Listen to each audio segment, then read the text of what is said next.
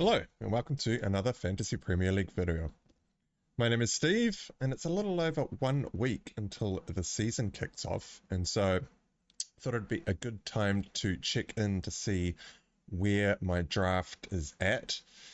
I'm now at a point where I'm committing to a 2 premium setup. I have had a little play around with the setups where there is just 1 premium. You have a bit of a stronger team overall and a bit more of a stronger bench, but that's not really my style. I have got a few players locked in, barring any injuries or severe formation switches from the various teams out there. And today we will go through why I'm thinking Haaland and Salah are worth the £27.5 million investment. Go over a little bit of structure and strategy for a 2 premium setup, as well as my plans for the early season chaos. We'll go through the players that I'm still tinkering around with. There are a couple of slots in here that I'm still trying to work my way through, and then we will go over the defense, which is completely up in the air right now, with many players out there not even playing preseason minutes at the moment. So before we jump into it, remember to give this a thumbs up and subscribe to the channel, especially if you get any value out of the following content. Right, so the Salah and Haaland goated draft. I'm not calling my draft the goated draft. I'm calling Salah and Haaland the goats of FPL, and I've got them both in my squad. So this draft has 0 million in the bank at the moment. Now, just a bit of fair warning, this transfer planner I have only recently built and chucked together. There are a couple of bugs around the place which I am still working through, but on the whole it is generally working well enough to give everyone a bit of an idea of what my thoughts are heading into the season. And so we will start off with Haaland first. So Haaland scored a hat-trick against Chelsea with a weakened Man City team in behind him. A lot of Man City's squad are still coming back from Euros, Copa America, various competitions around the place, as they do have a pretty stacked team. Most of their players are playing for various international teams around the place. Now, in this Chelsea match, the first goal was a penalty. Pretty sure the first one was a penalty, but it was actually the second and third goals which Haaland scored that shows that he is bang on form, coming out the gates pretty hot. He's playing very quickly and accurately with some very lethal finishing. The second and third goals that he scored here are just exactly what you want to see out of a striker, and that basically just cemented him in my squad. I did do a video, or a couple of videos last week, on Chelsea, Liverpool and Arsenal. Now, first of all, apologies for the sound quality in that one. I have just had an AC unit installed here at home. It is actually blasting in the background at the moment, but I do have a noise suppression filter turned on, which I was not aware of in the last video, so there was some AC sound. Apologies for that. This video should also hopefully be a little bit louder to kind of match the sound volume of the adverts. But moving on, so in that Chelsea review, I did say that I think Man City would absolutely slaughter the 3-man backline that Chelsea were looking to put up. Now, the goals that were scored against them early on weren't really down to the formation or Man City exploiting them. It was just Chelsea looking rusty, Haaland just bang on form and pouncing on the opportunities that was presented to him. However, City did exploit the left wing and right wing positions constantly throughout this match, with 45-degree switches of play often, and easily hitting their men on the wings, as there were no fullbacks in the back line to be anywhere near them. Oof, there goes my words. Sorry about that. So basically, out on the wings, the 3-man defensive line, they're all sitting pretty narrow. The left wing and right wing were actually quite wide for Man City, and they were very easy to find and acres of space. And that ball was pretty much always on throughout the whole game. Now, full strength City team, which Man City were not playing with, by the way, will absolutely dominate the Chelsea team. I mean, they did dominate this Chelsea team, which was a relatively strong Chelsea team anyway. But come game week 1, when a lot of the Man City lads are back, I think they will absolutely punish Chelsea. But it really is that Ipswich game in game week 2 that looks like the absolute money fixture for Haaland. I can't go without him against Chelsea, with Chelsea looking so weak in defence. And Ipswich, who I haven't actually seen yet, but I imagine will probably have a very tough time trying to keep City out in game week 2. So Haaland is basically locked into my team. Now, Salah looks deadly in form in his last 2 pre-season games. I do have some match notes here from the Liverpool versus United game, which was recently played. And these notes are just all revolving around Salah, as I did want to make sure that in the formation he wasn't just stuck out wide on the wing, getting nowhere near goal. Also wanted to see the kind of form that he's in. And so here are some of those highlights. 9 minutes in, beauty of a one-touch pass from Salah. They're under pressure from behind. An eye of the needle there was an eye of the needle to thread the pass through. 16 minutes in, Salah again with a well-threaded pass. Bradley's touch is miles too heavy though. 1 minute later, Salah is looking sharp. Great dummy to the offside man to sell the defender and create space. 36 minutes, got the assist for Jones's goal. There was a well-worked move down the sideline where he crossed it in and gave Jones about a 3-yard tap-in, I think it was. 60 minutes, Salah's touch is on point. Great challenge by Amas, though. 61 minutes, this was Tsimikas' goal with Jota's assist. Tsimikas cleans up the rebound from Jota's shot, but it was actually a lovely through ball by Salah to find Bradley's run that created the move. And so Salah is just looking like he's all about the park. His weight of pass is perfect. He's getting in the right areas, and he is getting amongst the assists and goals. Didn't score in this game against United, but he has been scoring in pre-season. And yet again, he plays Ipswich in game week 1. He will almost certainly be my captain and looks like an absolute money fixture for Mohamed Salah. And so he is basically locked into my team as well. Now, just while we are on the Manchester United versus Liverpool game, there were actually some standout performances here. Amas, the left back from United, who is someone who I don't actually know very well, but he did not look out of place at all defending Salah. Played very well throughout the whole game, apart from a couple of minor blips.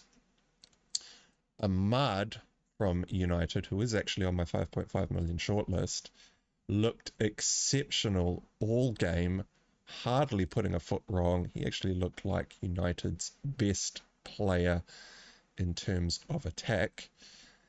And Collier could very well be the key to a more solid midfield. He was getting all about the pitch, lots of pressure, lots of movement. He was getting us on the front foot, moving us forward. Looks like he could be the key to us getting rid of Casemiro and potentially playing him next to Mainu. I think Collier and Mainu as a double pivot. Woof. I think Collier and Mainu as a double pivot will provide a lot more coverage for the defensive line. And of course, Salah looked like he was in great form.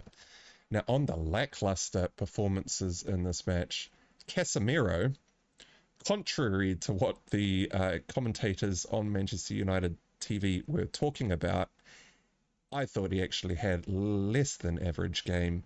bordering on woeful, whereas the commentators were actually talking him up quite a bit. I suspect that is probably because Casemiro is in the shop window. We are looking to move him on, and so yeah, probably being a lot more kind than what he deserves. Sancho was playing up front for United. He was completely anonymous throughout the whole game. And Elliott playing in the cam for Liverpool was also largely anonymous in this game. He didn't really do anything wrong, but he wasn't really involved in the match a lot either. And so I do have a couple of reservations about Elliott at the moment. He is still currently in my squad based on the two other performances before then, where he was looking really, really dangerous. But in this Manchester United game, he did not look like he was as involved. But anyway, so we will move on to the two premium structure and strategy. Now, as I said in the intro, most managers are choosing to go with only one premium and a more stacked team around with a bit more of a stronger bench. And they are aiming to, I think, build up transfers to take advantage of the 5 free transfer rule change that has been put in this year. Now, my personal strategy is that I prefer to get as much money on the pitch at the start of the game as I possibly can, and I aim to build a bench over the course of the first, 6 to 10 game weeks. And due to this strategy, it usually gets me a much stronger start than most managers and does build me with some good team value early on, which becomes very valuable later on in the season. And as I am trying to jam as much money on the pitch as possible, I am more likely to go heavy on the premiums, assuming that those premiums are looking on form and firing. But there are some additional reasons as to why I've gone with the structure. This season, I actually see a lot less value in defense this season. Hence, I am opting for 3 4.5 million defenders and a budget 4.0 million defender to go alongside one premium defensive player, which at the moment on screen is Alexander-Arnold, which we will go through in a little bit. But with the rule changes to the bonus point system, I do think that the defenders will be getting less bonus points overall. Last season, there were also considerably less clean sheets. My guess is this is due to the additional time that has been added on. I think I saw a stat that last season there was about 157 clean sheets throughout the season. Season previous was about 207 or something. Season before that was about 210. Season before that was 200 odd. So there was about 50 less clean sheets last year, which is a little more than one a week. Therefore, there should be a lot less points being earned by the defensive spots, assuming that the additional time is the reason for this. And so with pretty much all the prices remaining relatively stagnant, apart from some valuation corrections to players like Saliba and Gabriel, who have been bumped up to £6 million assets, everyone else kind of stayed the same. And so therefore, there will be less points per million overall available in defense. And so I think that's how it's going to play out. And because I think that's how it's going to play out, I am investing more money up the front of the pitch to try and take advantage of that early on. We'll keep an eye on it though. If it seems like that is not the case, then I will look to put a little bit more money in defense. But if I see a bit of an edge, I am going to go for it. It's just the type of manager that I am. Right, so there are a few drawbacks to the strategy that I am running though. With all the money on the pitch and very little bench coverage, so I should probably show the bench here. I have a dud 4 million goalkeeper on the bench who will not play. I've just gone for about the lowest owned player I could find from a weak team where I do not plan to have 3 assets. I've gone from Lumley, from Southampton. I've got Ezri Konsa on the bench as one of my 4.5 million defenders. I've got Barco on the bench, although I think I'll probably be playing him game week 1 as things stand at the moment, but we will see. And then I have a dead striker spot in Fraser at 4.5 million. Again, I'm going for a relatively low-owned player.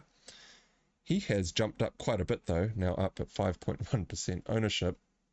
But again, he's just a dead spot in my team, and I am running with 2 plain defenders to try and jam as much money on the pitch as possible. Now, with this kind of strategy, it does mean that I do need to act quickly to injuries and benchings, which does mean I do need to make moves as and when information comes to light. I am a much more aggressive manager than most, and I will go early in the game week, especially when there are no midweek games. And so I am more than happy to take these risks on and try to jump on the best player or any player who gets injured there and then, and just try to move that way. So if you did see my first draft video in the season, you would have noticed that I had Foden in my team as well as João Pedro up front. Now, Foden hasn't actually played any preseason minutes yet, and Pep did mention in an interview that he might not be back until game week 1 or game week 2 due to the late return from the Euros. And so Foden has left my team, and there wasn't really too much choice here. I've just shifted that money up front. I've taken out João Pedro, who was carrying a little bit of an injury in preseason. I haven't actually checked back in on João Pedro, but he's kind of fallen down the wayside as I have moved the 9.5 million price point up front to bring in Alexander-Isak. I haven't managed to find any preseason coverage of Newcastle at this point. I did find a YouTube video that had a team list from the last Newcastle game, which had Isak starting. Dan Burn was also actually on the bench in that team sheet. Dan Burn was in my team in that first draft. He has also left the squad.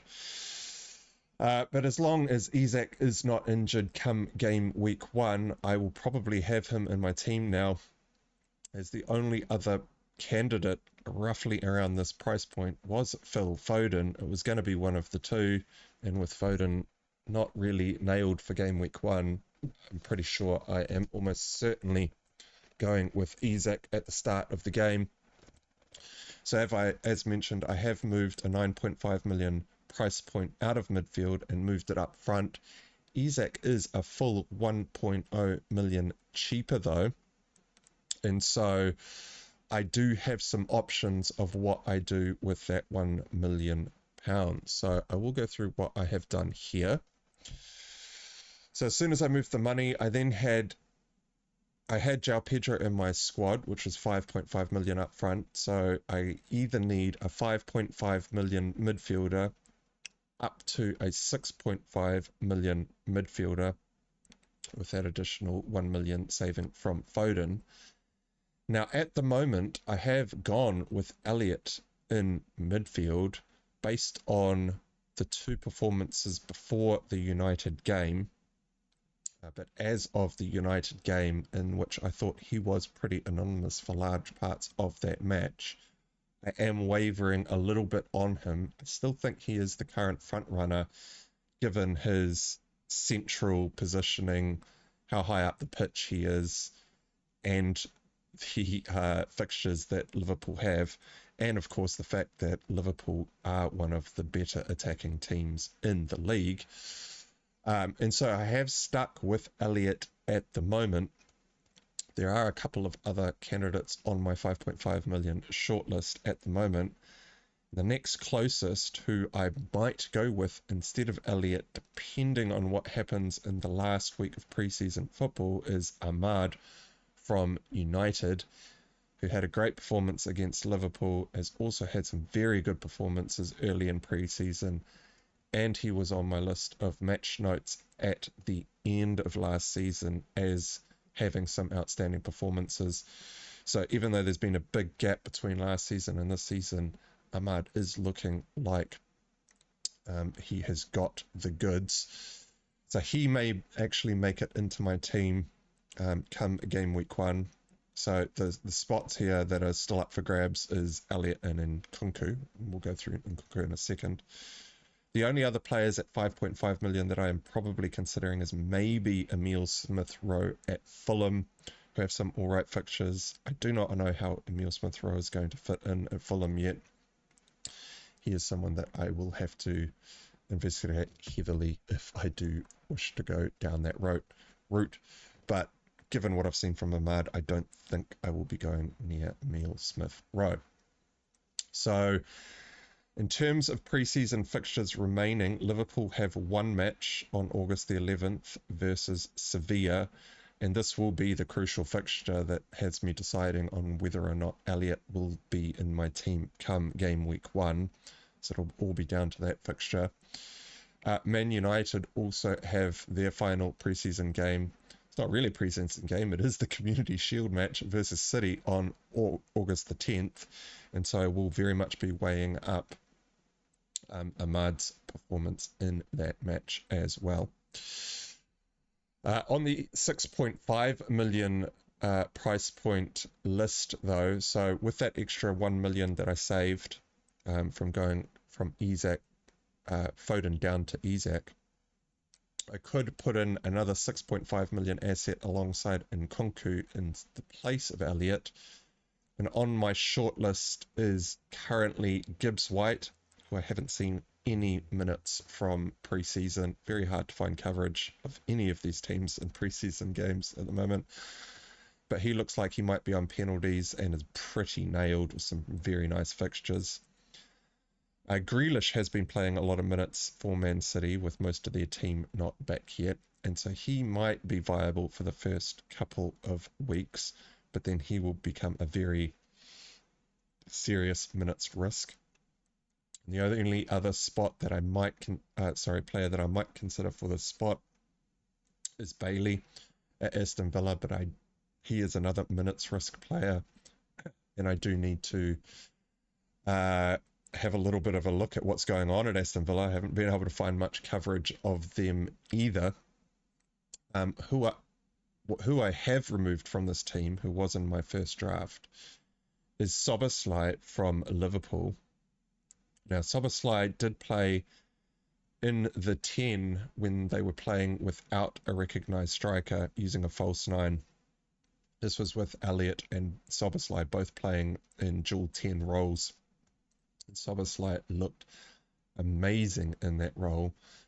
However, in the last couple of games, or actually in the last game I don't think he even played, but in the preseason match before that, he was very much playing the defensive holding midfield role, with Jones being his, the man that was working with him in the double pivot, but Jones was more of a box-to-box midfielder. He was also getting forward and joining the attack. Szoboszlai was just more rooted way back further up down the pitch, and it was Elliott playing in the 10. And so Szoboszlai is currently out of my thoughts, unless, of course, in the final preseason match, he somehow takes Elliott's position in that cam role, and then I will reconsider him. But currently he is out. And currently on my avoid list in the 6.5 million bracket is Johnson from Spurs, purely down to form. His crossing has been all over the place. He does not seem to be able to hit the mark in the little that I have seen. Caveat with that, I haven't seen a hell of a lot of Spurs as their fixtures aren't amazing, and I don't really want to go there for the first few game weeks anyway. Kudus is also on my avoid list, purely down to fixtures. Great player, but I think we could find better fixtures than what he has in front of him. Madueke, his minutes are a little bit at risk, and I'm not entirely sold on Madueke yet. I would like to see a little bit more from him in this new Maresca system. And Garnacho is just an avoid due to minutes at the moment as well. So what I have done with that 1 million saving is I've actually put it into Trent Alexander-Arnold at the moment. Now, big caveat here, he has not played any preseason minutes either. Now, I did have Robertson in here in my first draft spot. However, what I have seen from Liverpool under Arne Slot is that Bradley is getting much further forward than Tsimikas, and from what I can find from various things on the internet is that Slot seems to be a little bit known for his left back tucking in more than his right back. However, that could just be down to personnel, and given the personnel available to him at Liverpool, Bradley and Trent Alexander-Arnold are very good at getting forward. And so I suspect it will still be the right back that gets much further up the pitch. Tsimikas was getting up the pitch at times. He is not stuck in the defensive line, but it is much more noticeable that Bradley has been getting a lot further forward. So Trent might actually be worth the investment if he gets some pre-season minutes, given Bradley's positioning in the fixtures that he has played. I suspect Trent will be very far up the pitch. And Bradley has wasted some very prime crossing opportunity that are Trent's forte.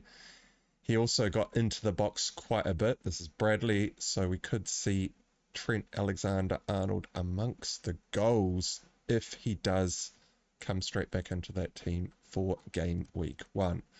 Now, I do have a couple of questions, and this very much does tie into what's going on in the rest of my backline, which we'll go through next. But do I want to invest this much money into the defense? 7 million on one defensive spot is quite a lot. And given I think there is less value available in defense, I'm not completely sold that this is the way to go.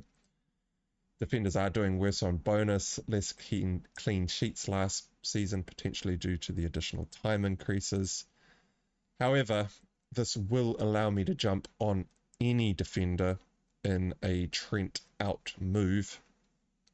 But do I really want to be buying a new defender early on in the season? Should I need to get hold of those funds? These are some of the questions that I will be trying to answer over the next week. Having 3 rotating 4.5 million defenders only works well if we have a solid asset in the play every week regardless slot in my backline. Now, Liverpool's fixtures are probably the best set of fixtures for the start of the season. I've got them at the top of my fixture ticker. Ipswich away, Brentford at home, United away, Forest at home, Bournemouth at home, Wolves away, Palace away, even Chelsea at home. These are all pretty good games for the first 8 game weeks of the season. And so Trent, if he is playing 80 minutes week on week, I can see him just being a set and forget for the first 8 weeks of the season. And there is some value in that. Does mean that my rotating 4.5 million options do work a lot. I feel a lot safer doing that if I've got someone like Trent Alexander-Arnold sitting in the defense. But of course, what about Bradley? Is he going to threaten Trent's minutes, assuming this is where Trent will be played? So there is a small chance that Bradley will start in right back with Trent playing somewhere in midfield. Obviously, Trent hasn't been available, and so we have no information on this at the moment, but there is a small chance that might happen. However, I do suspect it will be Bradley or Trent Alexander-Arnold, and I'm pretty sure Trent will win out in that starting team. However, I'm pretty sure Bradley, who is playing very well at the moment, apart from some wayward crosses, is going to take some minutes off Trent. That could be a good thing, though. If Trent comes off after the 60-minute mark, it could be locking in some clean sheets, which could potentially be lost in the later stages of the match. So there's still a lot up in the air here at the moment. Arnie Slot is also known for sometimes playing a 4-1-4-1 formation, and in this formation, if he does opt to go with it, I could see both Bradley and Trent playing. Bradley as the right back of a back four, with Trent as a right mid of a midfield four. That could work quite well, but we do need to see if that is how Arnie Slot goes. Right, so the Szoboszlai slot got dropped for my first draft, and I have brought in Nkunku in his place. Now, Nkunku started in the 9 against City in the match just played a couple of days ago, and he played 60 minutes up in the number 9. Now, he does not look like he's got the skill set for that number 9. He keeps wanting to drop deep. Doesn't really have the height for a number 9 position, and if you do not have the height, you do need to be getting the ball on the floor, making lots of darting runs, lots of one-touch passing, and lots of movement to be able to receive the ball back, and he just does not seem to be doing any of that on the pitch. So he was actually largely anonymous in this game.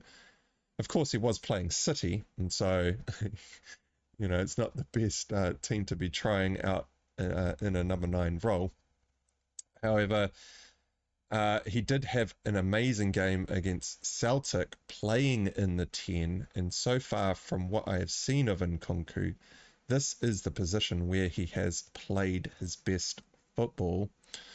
Now, after the 60-minute mark in the City match, Guiu, or Gui, however that is pronounced, I'm pretty sure it's Guiu, but he came on at the 60-minute mark and went up front, and Nkunku dropped back into the 10 at that point and instantly had a better effect on the game. I'm almost certain Maresca will see that and probably persist with Nkunku in this role moving forward. And so for the assurity of minutes, as he's played most of preseason, he looks amazingly fit. He's been doing a lot of work off the pitch from what I can tell from him running around on the pitch and being a lot fitter than the rest of his teammates. I'm pretty sure Nkunku is going to be nailed at the start of the game, and so he will probably be in my squad. Just while we're on Chelsea, Gusto is looking like he could potentially arise as an asset. Now, James is going to be suspended for the first 3 games of the Chelsea campaign, and Gusto has already looked a lot better than James in pre-season anyway. And so, in the last game, Gusto was lining up in the left wing position, as it looked like they were playing a bit more of a 4-1-4-1 for periods of that match, so he's getting very far forward. However, Chelsea's defense is just a hard avoid for me at the moment, but if their defensive numbers do improve, then Gusto could become a very tempting asset. And just on another fringe player before we jump into the defense is Jota. Now, if I do go with a 5.5 million midfielder, I could upgrade Nkunku to Jota and change Trent Alexander-Arnold back to a 6 million price point in defense.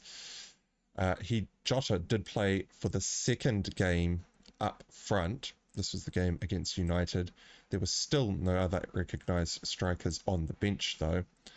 But given this amount of preseason minutes, he might end up starting for the first couple of game weeks while players are still coming back and working their way into the squad. And that game in game week 1 against Ipswich could be worth it by itself. Now, I'm still umming and ahhing over Jota. I do not know whether or not I'll bring him in, but I thought it would be good to mention him now. And very quickly, we'll just get through these defenders as fast as I can, because this is completely all over the place at the moment. Dan Burn has been in my squad up until recently, but he has not played any preseason minutes as far as I can tell. Very hard to find Newcastle news. August the 9th, sorry, August the 8th, or just gone, the game against Girona, he did start on the bench, and I'm not even sure if he actually came onto the pitch. Newcastle do have another match in a couple of days against Stade Bristos, or Bristois. So we will have a bit more information from Dan Burn there, but at the moment he has left my team. Ezri Konza, currently on my bench, doesn't look to have played any preseason minutes either. He against Athletic Bilbao a couple of days ago, he did not play and was not on the bench either. Aston Villa do have a match against Borussia Dortmund on the 10th though, so we will be keeping a very close eye on that. So he is still not locked into the squad. I have brought in Mikalenko in the place of Dan Burn, as he played against Preston on the 3rd for his first game back from injury. However, it was his first game back from injury, and so we will need to see what happens in the Roma match on their final preseason game on August the 10th. Murillo is in the squad. He started against Villarreal on August the 3rd, and so he is in because the fixtures are very nice. Nottingham Forest looked like the defensive numbers improved drastically at the end of the last season. They do have a new manager in charge at the moment. I forget who that is, but they could be a defensive unit this year, especially with them investing in another centre-back and I believe a new goalkeeper. So I might be rolling the dice on a Nottingham Forest defender. Barco from Brighton looks about the most nailed, apart from maybe Murillo, out of my cheap enabling defenders. He joined Brighton on January the 24th from the Boca Juniors. He missed the QPR match as a precaution due to a muscle tweak that he received in training. He's playing at left back and has been on corners for both matches against Kashima Antlers and Tokyo Verde, which were the two games prior to the QPR match. And Estupinan, who is the recognised left back for Brighton, will be absent for the start of the season due to ankle surgery, and he is expected to return sometime in September or October. So he is probably the most assured starter given the preseason minutes and injuries in the rest of the team. £4 million striker for a relatively decent footballing squad on corners looks like an absolute steal, and I may even be playing him in game week 1, depending on how the final preseason games go. And then my goalkeeper is currently Henderson at Crystal Palace, although I'm not fully convinced on him yet either. I am getting a little bit more comfortable, but on the July 27th match, Johnston played the full match against Crawley Town, did concede 3 goals, with Henderson not on the bench. However, August the 1st against Wolves, Henderson played 90 minutes, conceded once. August the 4th, played West Ham at 90 minutes. As far as I can tell, I don't think he was subbed off. So that's 2 90-minute performances. They do have one final preseason game on the 12th against Nantes. And of course, if he is starting that match, that will give me all the confidence that I need to put Henderson into the starting squad. But yeah, that is pretty much the draft. The defensive spots are completely all up in the air as minutes are all over the place, and it will very much be down to the final preseason games that occur over the coming week. But this is very much the structure that I am looking to run into game week 1 with, and only a few final spots left to knuckle down. And alright, well that wraps up this video. And don't forget to like and subscribe and leave us a comment. Tell us what you think. Thanks for watching, and I'll see you all again next time.